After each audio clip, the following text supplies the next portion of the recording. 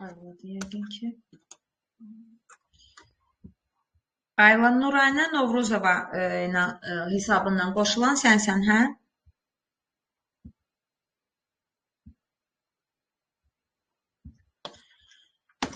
Dərs keçdiyim müddətdə mikrofonunuzu açıq saxlaya bilərsiniz. Bu şərtlə ki, sadəcə olaraq tamamən səssizlik olsun. Yox, sürətli şəkildə səsinizi açıb bağlaya bilirsinizsə, mən dediyim məqamda sualıma cavab vermək istəyirsinizsə də, yəni tez-tez açıb bağlaya bilərsiniz. Çünki fərqli səslərin gəlməsini istəmərəm. O zaman uşaqlar, başlayaq dərsimizə.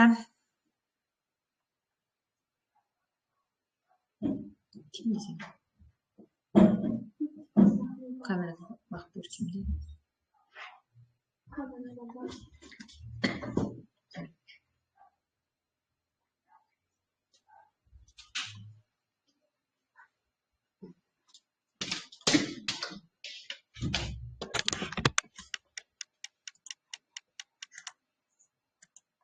Olabilirmiş, enteresanız.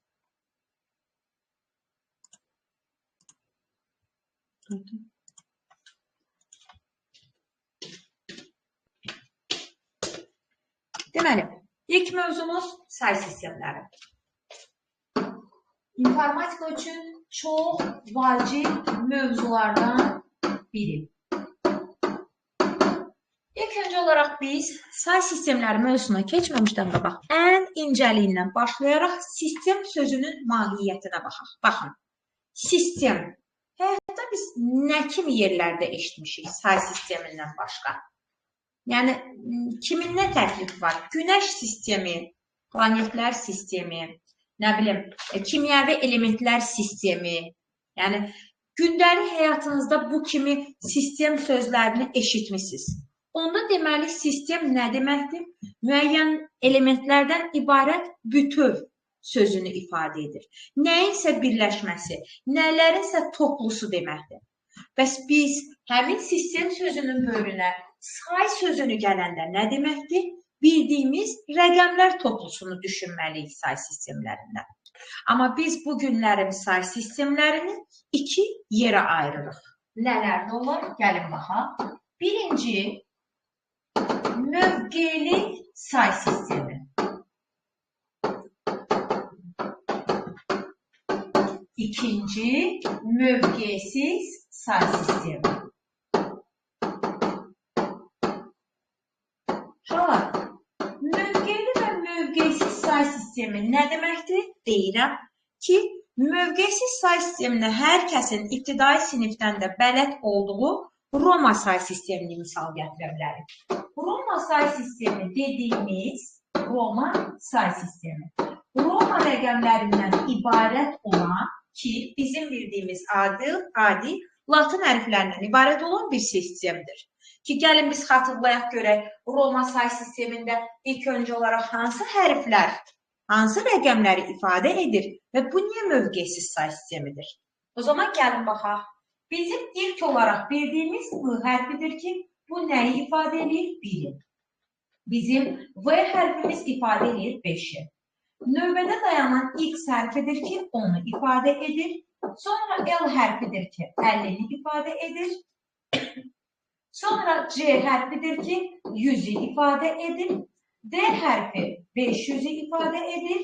Və nəhayət son olaraq M hərfi 1000 ədədini ifadə edir. Bu bir. Bunu hamımız əzbər şəkildə bilməliyik. Amma gəlin baxaq görək, niyə bunun adı mövqesizdir? Nə mənada mövqe gedir? Baxın, mən Roma say sistemində hər hansı bir ifadəni yazıram, ədədi yazıram ki, 3 dənə X-i böl-bölə yazıram. O zaman gəlin baxaq. Hal-hazırda bu neçə mərtəbəli ədəddir? 3 mərtəbəli ədəd. Amma biz riyaziyyatdan bilirik ki, ədədin mərtəbəsindən asılı olaraq, rəqəmin daha doğrusu, mərtəbədən asılı olaraq durduğu yerə görə yəni dəyişir. Amma burada mən buna təklik mərtəbəsi kimi baxsam da X-i 10-la ifadə edirəm. Onluq mərtəbəsi kimi baxsam da yenə deyirəm 10-dur. Yüzlük mərtəbəsində X görsəm yenə deyirəm 10-dur. Deməli, Roma say sistemində ədəd, rəqəm, ədəddəki mərtəbəsindən asılı olmayaraq eyni bir ədəd ifadə edir. Və sən 3 dənə x-dən formalaşan bir ədəddə hər üçünün yerinə 10'unu yazmaqla nə edirsən? Bunları cəmləyirsən. Və nəticədə sənin aldığın ədəd onluq say sistemində 30'a bərabər imiş. Uşaqlar, ədədin ayağında balaca rəqəmlərlə 10'u yazmağın bildirməyi bu ədədin onluq say sisteminə aid olmağı deməkdir. Onluq nədir? Onu deyəcəm. O zaman gəlin biz ilk öncə olaraq mövqeysizi başa düşdüksə, mövqeylini başa düşməyə gedək. Yaxşı, biz mövqeyli say sistemi olaraq hansı say sistemlərindən istifadə edirik? Roma say sistemindən qalan, tanıdığımız bütün say sistemləri mövqeyli say sistemləridir. Sonra deyəcəksiniz ki, hansı say sistemləri var ki? Biz hansı say sistemlərini tanıyırıq ki? Baxın, say sistemi rəqəmlər toplusu kimi başa düşürük. Bizim bağçadan bu yana istifadə etdiyimiz hansı rəqəmlər toplusu var ki, hansı ki biz onları sonlu hesab edirik. Təbii ki, bildiyimiz 0'dan düz 9'a qədər olan say sistemindən söhbət gedir. Rəqəmlər sonlu, ədədlər isə sonsuzdur. Amma biz bəlkə də heç deməsək də informatikada biz indən sonra buna hansı say sistemi deyişirik? Onluq say sistemi. Niyə uşaqlar? Çünki bunun içində neçə dənə simvol mövcuddur? 0'dan 9'a qədər 10 dənə simvol mövcuddur. Onda gəlin baxaq görək, bizim gündəlik həyatdan başqa kompüterində istifadə etdiyi say sistemləri var ki, o say sistemindən biri ikilik say sistemidir. Növbəti istifadə olunan 8'lik say sistemidir. Növbəti olan 16'lık say sistemidir və hətta keçmişdə istifadə olunan 12'lik say sistemi və 60'lık say sistemi kimi sistemlərimiz mövcuddur. Amma bizim sizlə ən çox üzərində danışacağımız 10'luq, 2'lik, 8'lik və 16'lık say sistemləridir. İndi gəlin biraz məntiqi düşünək. Əgər 10'luq say sistemində tərkibindəki rəqəm sayına görə bu 10'luq adlanırsa, sizcə 2'lik say sistemində neçə dənə simvol olar? 2 dənə. Bəs hansı simvollar? Bütün say sistemləri 0'dan başladığına görə 0 və 1 olacaqdır 2'lik say sistemində. Gördünüz? 8'lik say sistemində yenə məntiqi düşünsək, 8 dənə simvolu formalaşdırmaq üçün 0'dan neçəyə qədər gəlməliyik? 7'yə kimi. 16'lık say sistemində hərflər də qarışacaq deyə hələlik bunu yazmıram. Adına uyğun. 16'lık say sistemində neçə dənə simvol olmalıdır? Hələ yazmam lazım. 16'lık say sistemində neçə dənə simvol olmalıdır? 16 dənə. Bunu indi birazdan izah edəcəm. Deməli, o zaman niyə bunlar mövqeyli say sistemi adlanır? Baxın, mən sizə deyirəm.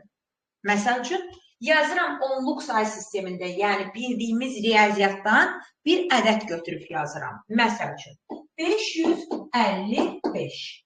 Necə ki, biz burada Roma say sistemində 3 mərtəbəli bir ədəd yazmışdıq, hamısı x-dən ibarət. Amma bu mövqeysiz olduğuna görə rəqəmin mərtəbədəki yerindən asılı olmayaraq hər yerdə onu ifadə elədik və cəmlədik. Amma gəlin baxaq görək, 10'luq say sistemində belədirmi? Əlbəttə ki, xeyr. Biz bilirik ki, bu 3 rəqəmli ədəddir. 3 rəqəmli ədəddə bizim 3 mərtəbəmiz mövcuddur. İlkin olaraq təklik, sonra 10'luq, sonra isə 100'lük mərtəbə. Və rəqəm ədəddəki mərtəbəsindən asılı olaraq birinci 5 təkliyi, yəni sadəcə 5'i ifadə edir. İkinci mərtəbədə duran 5 10'luğu, yəni 50'ni ifadə edir. Üçüncü mərtəbədə duran 5 isə 100'lüyü, yəni 500'ü ifadə edir. Doğru düşünürükmü? O zaman gördünüzmü ki, bu uşun mövqeyli say sistemidir. Yəni rəqəmin ədəddə durduğu mərtəbədən asılı olaraq mənası dəyişir. Biz buna artıq 5 deyirik, buna 50 deyirik, buna 500 deyirik. Amma bayaqkında elə idimi Roma rəqəmlərində? Təbii ki, xeyr. Bura qədər aydındırmı? Mövqeyli və mövqeysiz söhbəti. Hamıya aydındırmı? Sualınız varsa zəhmət olmasa buyurun. Yəni yoxdursa da sakit dura bilərsiniz. Yəni problem deyil. Açın deyim ki, hə müəllim, mənim sualım yoxdur, deməyə ehtiyac yoxdur. O zaman biz birinci incəliyirik mövqeysiz say sistemi olan Roma say sistemlərində ədədlərin formalaşdırılması və Roma say sistemində yazılan bir ədədi adi onluq say sisteminə necə keçiririk? Mən adətləri bir daha düzürəm burada. Deməli, bu bizim birimizi ifadə edirdi. Bu f5-imizi, x 10-umuzu, L 50-ni, C 100-ü, D 500-ü, M isə 1000-i. Mən əslində dəqiq fənlərdə əzbərçili yox, ipucu yadda saxlamanızı istəyirəm. Yəni, məsəl üçün, zaten ilk 3 dənəsini mən inanıram ki, burada hər kəs bilir. Bəzən tərəddüd eləyə bilər, bax, digər 4 dənəsində. Mən həmişə L-in 50 olduğunu necə yadda saxlayıram? Bax, tələfüzdə 50-də neçə də L var? 2 dənə. Oradan yadda saxlaya bilirsiniz. Sonra C-nin 100 olduğunu. Məsələn, rus dilində biz bilirik də 100-ə nə deyirik? 100 deyirik, 100. 100-da ilk deməli hərfimizdir. Bax, 1000 nə ilə başlayır? M-lə başlayır. Geriyə qalır bir dənə 500, onun da ipucusunu inşallah siz qoçaq olub siz taparsınız. Bura qədər aydındır. Deyir ki, Roma say sistemlərində ədədlərin düzülməsində qaydalar mövcuddur. Uşaqlar, qayda 1. Qayda 1. Deyir, burada yanaşı olaraq ədədi düzəldəndə hansından maksimum bircə dəfə yaza bilərik? Gəlin, baxaq, onlar hansılardır? O bizim V-imizdir. Olmaz 2 dəfə yazmağa, 3 dəfə hələ heç olmaz. Maksimum bircə dəfə yaza bilərik. Gəlin, onda baxaq, niyə 2 dəfə yaza bilmirik? Baxın, 2 dənə V-li bölü-bölü yazanda nəyi ifadə edir? Bu da 5-i ifadə edir, bu da 5-i ifadə edir. 5-in üstünə 5 gələndə nə edir aşağılar? 10. Niyə mənim hazır 10-um olan yerdə, yəni mən bunu x yaza bilə-bilə, niyə mən 2 dənə V-ni yazıram? Ehtiyac yoxdur deyərəkdən deyirəm ki, bir dəfə yazıla bilənlərin sırasında V-imiz var. Yəni, olmaz. Sual verməsə mi deyir? Bir dəfə yaza bilərəm maksimum. 2 dəfə olmaz, 3 dəfə olmaz. Aydındır? Hə? Nətər olmaz? Bir dəfə nə olmaz? Yox, ondan olar. Ondan maksimum 3 dəfə yaza bilərəm. Deməli, qayda 1. Bir dəfə yazıla bilən. Bir dəfə yanaşı ha. Yanaşı bir dəfə yazıla bilən. Hansı oldu aşağılar hələ ki? 5-imiz, V hərfimiz. Növbəti yanaşı yazmağa icazə yoxdur. Hansını sizcə? Baxın, L-i. Niyə? 2 dənə L yazanda L-lar 50-dirsə, 50, 50. 50-nin üstünə 50 gəlirəm, nə edir 100? Mən nə edirəm ki, 102 dənə 50-dən ibarət edeyim? Hazır yerdə 100-üm durarkən. O zaman 2 dənə 50-nin yerinə mən C yaza bilərəm. Deyirəm, sənə ehtiyac yoxdur. Deməli, ikinci yanaşı yazıla bilməyən təkrar L-dir. Növbəti hansı olar sizcə? Bir də olacaqdır D. D-dən yanaşı olmaz yazmaq, çünki yenə məntiqli düşünək. D də bizim 500-dür, yenə 500-dür. 500-ün üstə 500 gələndə eləyir 1000. Deməli, mən 1000 üçün hazır olan M hərfindən istifadə edərəm ki, buna da icazə yoxdur. Gördünüz aşağılar hansılar olmadı? Sırf yadda saxlayası olsaq. 5'lik, 50'lik, bir dənə 50, 500'lük. Bunlardan yanaşı yalnız bir dəfə yazıla bilər. Buradan heç kimin sualı yoxdur ki? Getdik. Bəs deyir digərlərindən maksimum 3 dəfə. Maksimum ən çoxu deməkdir. Maksimum 3 dəfə yaza biləcəyim hansıdır? Baxın. 1 bizim birimiz. Bax, maksimum bundan biz 3 dəfə yaza bilərik. 1, 2, 3. Biz bilirik ki, artıq bu nə ifadə edir? 1, 1, 1, bu da olacaq 3. Buna icazə var. Amma siz deyirsinizsə də ki, ay müəllim, gəlin biz 4'ü də bundan yazaq. 1, 2, 3, 4 yazaq. Nə olacaqdır? Xeyr, icazə yoxdur. Niyə? Mən bu simvollara demişəm, maksimum sən 3 dənə bölü-bölə yaza bilərsən. O zaman bu qaydanı inkar edirəm. Və sual olur ki, 4'ü necə yazmalıyıq? Onu deyəşəm indi. O da başqa bir qaydadadır. Deməli, buradan bir dəfə yazıla bilənlər yazdıq, ayrı. İndi yazaq ki, yanaşı, maksimum, 3 dəfə yazıla bilənlər. Yazıla bilən. Hansılardır? Deməli, birinci hansını dedik? 1, getdim. Şimdi buna baxın. Maksimum hansını yaza bilərik 3 dəfə? X, X, X. Yəni buna nə deyəcəyik? 10, 10, 10, 30. Amma siz desəniz ki, müəllim, gəlin 50-ni də bundan yazaq. 1, 2, 3, 4, 5. 50 yazdım müəllim. Baxın mənə. Xeyr, səhvdir. Niyə? Ancaq maksimum ən çox 3 dənəsini bölbürü yaza bilərsən. Bunu da qoyduq bu sıraya. Növbəti, zaten L-imiz, V-imiz, bunlar bir dəfə yazıla bilər. Bir də növbəti hansı olacaqdır? C-imiz. C-dən 3 dəfə bölbürə yazanda nə olacaqdır? 100, 100, 100, 300. Desəz ki, müəllim, gəlin 600-ü də bundan yazaq. 1, 2, 3, 4, 5, 6. Deyəcəm, ay baba, neyinirsən? Maksimum 3 dəfə yaza bilərik. Onda bu nə olacaqdır? Xəta. Deməli, maksimum 3 dəfə yazacağımız növbəti simvollardan biri də C oldu. Uşaqlar, maksimum 3 dəfə deyirəm, ha. Bir dəfə yazıla bilər, 2 dənə yanaşı yazıla bilər. Yəni, ən çoxu 3 dənə yanaşı yaza bilərsən. 4 dənə yazanmazsan, 5-6 dənə yazanmazsan. Bəs yaxşı. Nədir uşaqlar? Növbəti qaydamız. M-dən neçə dəfə yaza bilərik? M-ə məhdudiyyət yoxdur. Bizim M simvolumuz isə istənilən sayda yanaşı yazıla bilər. İstənilən sayda yanaşı yazdım. Aydın oldu. Bax, belə ekranı da öz telefonunuzda, kompüterinizdə skrin eləyib, oradan da qeydlər götürə bilərsiniz. Mən də zaten sizə material göndərəcəm. Bunu bildiniz, bu qaydaları. Ki, hansında nə olur, nə olmaz. İndi gəlin baxaq. Bəs biz 4-ü bu cür yaza bilmiriksə, 50-ni bu cür yaza bilmiriksə, yəni hansı işi görəcəyik?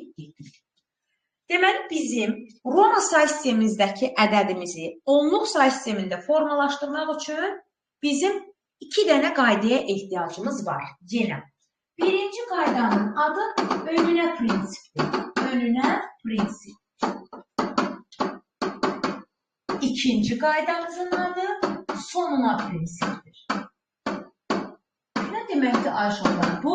Çünki həqiqətən ilkin baxanda, adına baxanda da heç başa düşmür. Önünə prinsip nə deməkdir? Diqqətli olun. Məsəl üçün, mən bayaq neylədim? 1, 1, 1 yazmaqla nə ifadə edir? 3-ü. Və yazmaq istəyəndə ki, 1, 1, 1, 4 dənə 4, siz dediniz ki, ay baba, ay müəllim, siz dediniz ki, bu xəta yaza bilməsin. Bəs 4-ü necə yazın? 4-ü formalaşdıran rəqəm də yoxdur. Uşaqlar, yadda saxlayın. Əgər kiçik rəqəmdən sonra böyük rəqəm gələrsə, baxın, bu 1-dir, 1-dən sonra nə gəlir? 1-dən sonra gəlir 5. Buna deyirlər ki, bizim azalan sıramız pozulur. Yəni, normalda Roma say sistemində sən bölbərə düzəndə bunlar azalan sırayla gedəndə hamısını qabaq-qabağa toplaya-toplaya gedirsən. Amma mən görürəm ki, 1-dən sonra 1-dən böyük gəlir, 5 gəlir. Baxın, o zaman nə?